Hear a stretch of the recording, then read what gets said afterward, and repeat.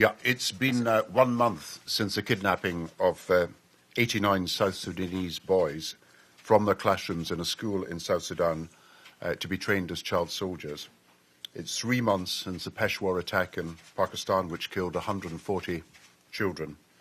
It's just almost a year since Boko Haram kidnapped more than 200 girls from their school in Chibok in the Borno state of Nigeria.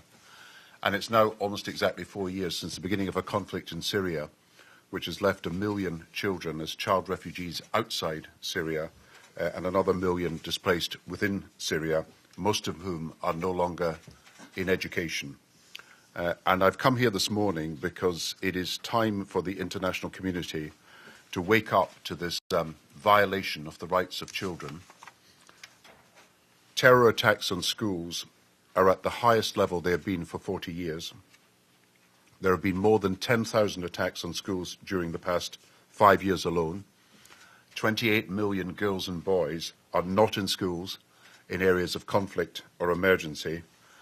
And there is even now still very little clarity about the guidelines that would ensure schools have the same protection as hospitals do under the Geneva Conventions.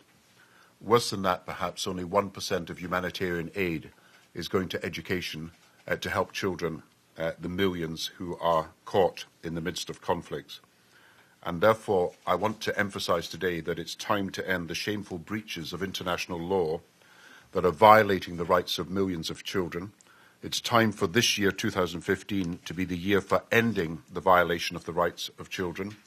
It's time to stop the now growing tactic of abducting children from their schools and using them as weapons of war. And it's time to insist that even in conflict zones, there are properly resourced safe schools that enable children to enjoy their education in peace, survive. But if we're talking about the future, then it is education that gives